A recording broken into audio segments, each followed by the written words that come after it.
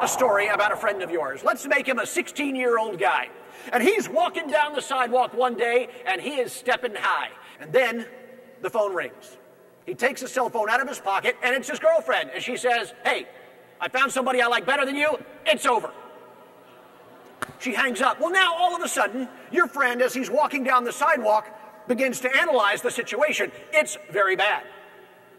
And as he's walking down the sidewalk, he begins to experience all of these powerful emotions. He feels very depressed. And let's say, just for the sake of the illustration, that your friend comes to a bridge. And he steps up to the edge of the bridge and looks down, and there's no water under there. It's just a 100-foot drop to solid rock. And let's say, just for the sake of the illustration, that he has some friends there. Oh, they're not really close friends. They're acquaintances, guys he's met at parties, that sort of thing. And they're all over there looking at him standing on the edge of the bridge, and they're going, "Jump! Come on, do it!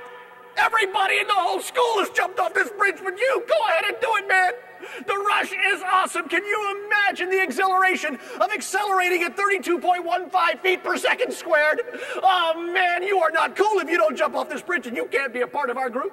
You can't party with us if you don't jump off the bridge." Now, your friend is standing there on the edge of the bridge, and he has 3 pieces of information to use in making a very important decision. What he knows, how he feels, and what other people tell him. What does he know? The situation is bad. How does he feel? He feels very depressed. What are his friends saying? Jump! So your friend makes his decision, and he jumps. Now, about 1 second after he jumps, 2 things suddenly occur to him. 1, all of the people that were shouting, "Jump!" are still on the bridge. Secondly, what is going to happen when he hits the ground below? And so, at that moment, your friend, hurtling through the air at breakneck pace towards certain death, makes a decision. He decides he doesn't want to jump anymore. He's got a problem. Why? Because the moment that he stepped off that bridge and made that choice, he set in motion a series of events with an inevitable consequence. Now, all of us are free to make our own choices in life, but nobody in this world is free to choose the consequences of those decisions.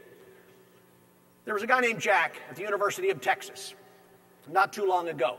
He was a freshman, and he had pledged the Phi Lambda Epsilon fraternity and was accepted.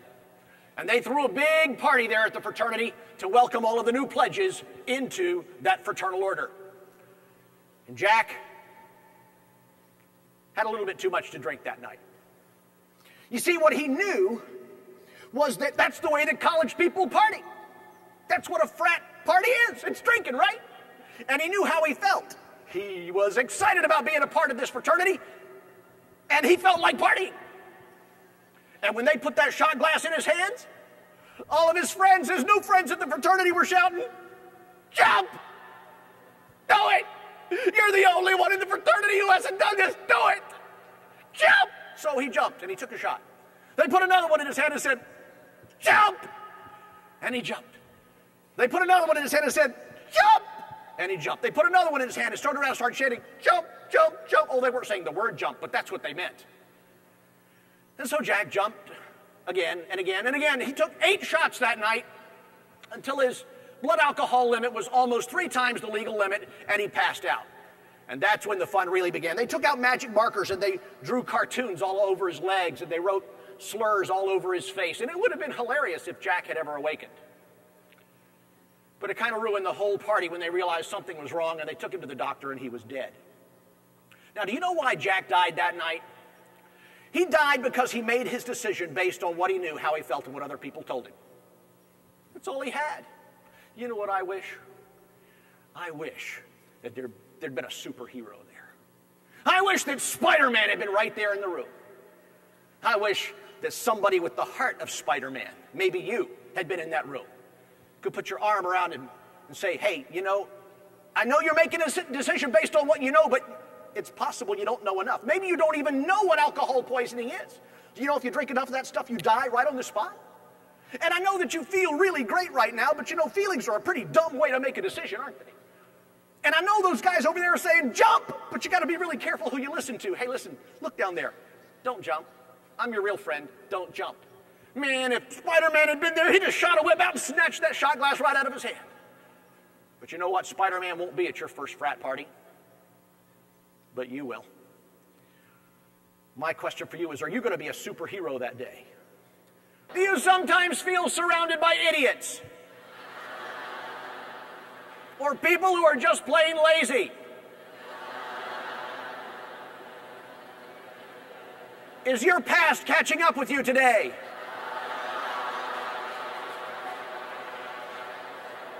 Well, regardless of the excuse you gave yourself for getting up on the wrong side of the bed this morning, I know what the problem was.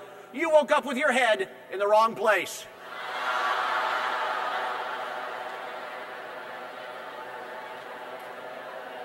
First, you'll need to take out a bandana. Now, fold the bandana in half. That's right. Fold it in half.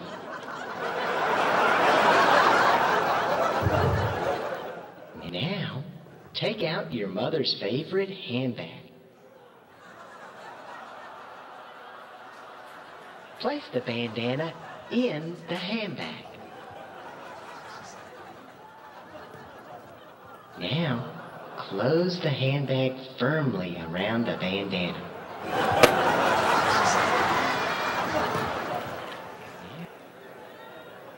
What the audience doesn't know, neighbor, is that you never put the bandana in the handbag at all.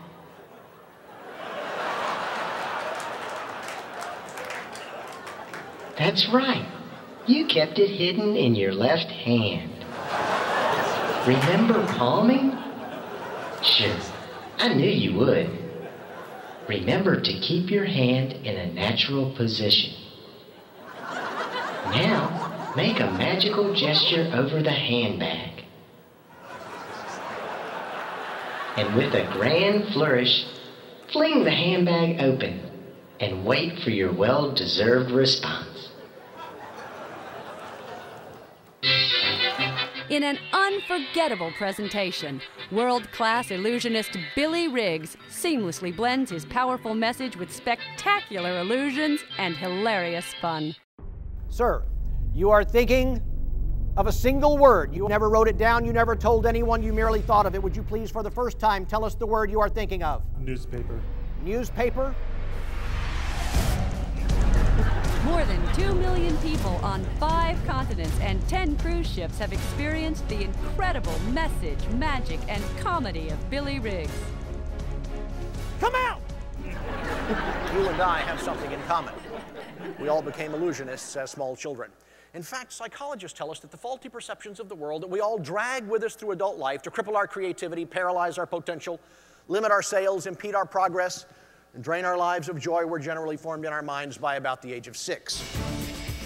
Because he performs magical illusions as he helps people recognize and break through the false beliefs that hold them back, illusions about themselves and the world, Billy Riggs is known as the world's first and only disillusionist. It is the eternal law of life that if you choose as an act of your will to get up with your head in the wrong place and say, "My glass is half empty," it will get emptier. The consequence of a negative attitude is that you will attract bad things and bad people to yourself. And over the course of your lifetime, you will slowly drain your glass to the dregs of all of the joy that you might otherwise have known. You will find a very troubling process at work in your soul. Your glass will grow smaller. Your ability to know joy and success will slowly diminish.